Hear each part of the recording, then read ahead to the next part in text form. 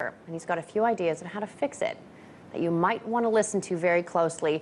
He's Peter Joseph, author of the new book, The Human Rights Movement, Reinventing the Economy to End Oppression. He joined me in the studio for a healthy argument and to clue me into his ideas. Check it out.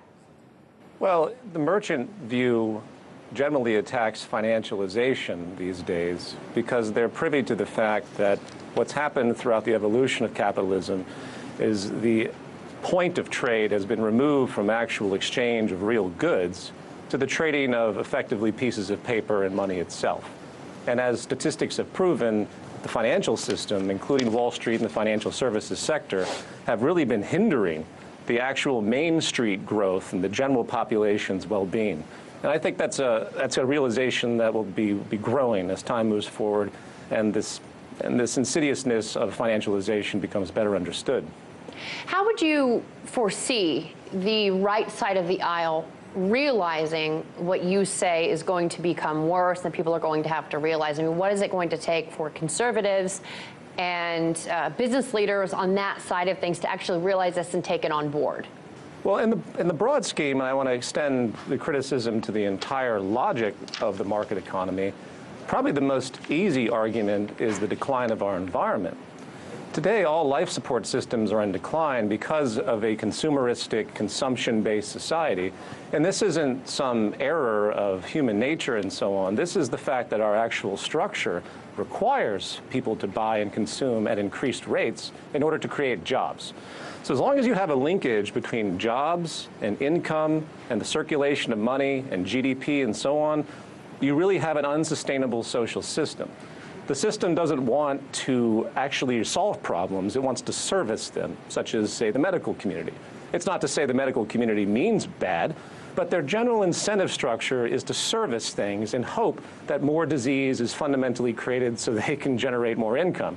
Sorry if that sounds cynical, but that's what the structure suggests. Well, the structure so the environmental issue is by far the biggest. Well, but here's the thing. Of course, I'm going to push back a little bit on that because, you know, you say that this consumerism pushes this lack of attention to the environment issue, but let's talk about an agrarian economy. In the past, you know, these different kind of economies that have gone on time immemorial. What do you think that this sort of altruistic bend or this look at the economy would actually preserve the environment, that people in these old economies were saying, oh, let's not leach the ground of its nutrients because that would be bad. We're going to try to preserve the environment to push our agenda along. And any of these economies are going to try to push their agenda along regardless. I mean, wouldn't you agree?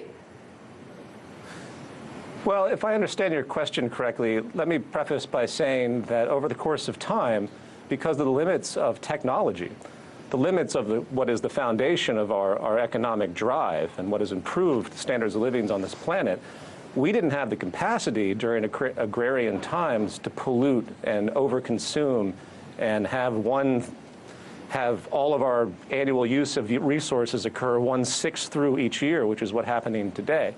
So this is what I call an emerging contradiction of capitalism.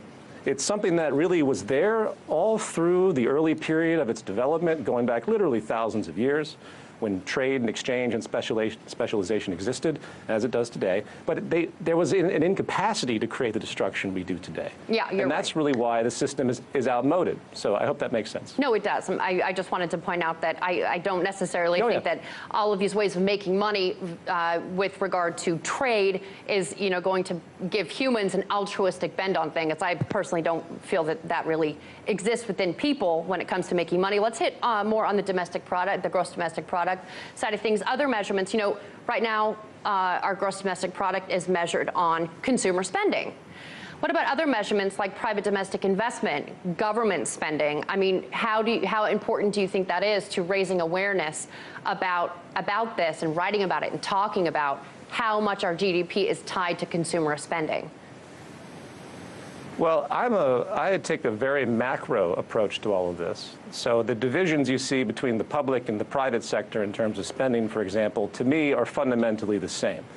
When the public sector in the government decides to spend, increase debt, and so on, it does that through engaging the private sector.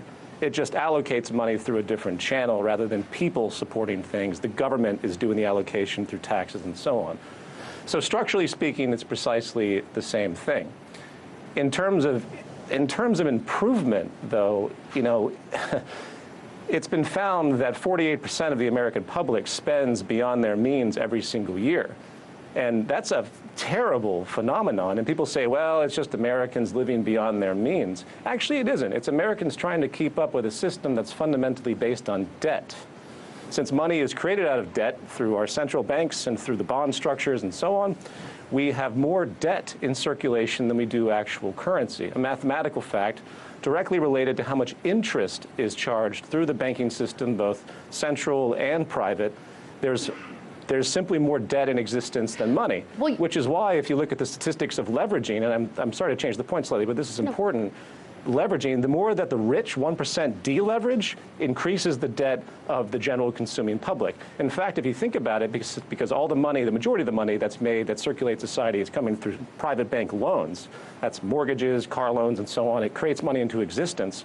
That money is the majority of the money, and yet the general public actually extracts the debt from that while that money rises up to the 1%. Right, but wouldn't you That's also, because of the financialization. Well, wouldn't you also argue that Sorry? a huge amount of, and we talk about this on this show all the time, a huge amount of the people who are dying in old age have an astronomical amount of credit card debt. They want to go to Walmart, they want to spend their money. This seems to be encapsulated by a quote from George W. Bush shortly after 9/11 that he said, the best way to recover our economy, go out and spend. Spend, spend, spend. So it doesn't exactly seem as if these people, don't get me wrong, they're crippled under debt, such as student loans and homes and auto loans. But wouldn't you also argue that this is spending money for, it's aspirationally spending money just to get things?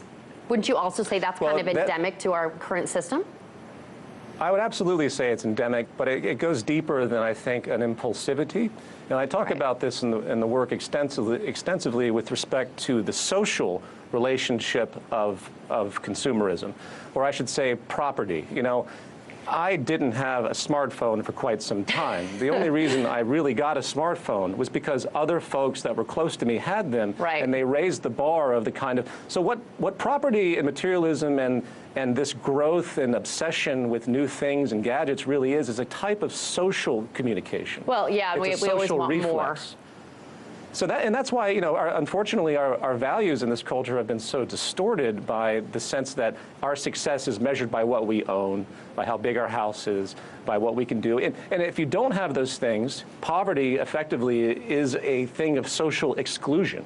Poverty is very relative as a term. You have abject poverty, but then you have relative poverty, which is really much more problematic in the long term because it affects the largest number of people.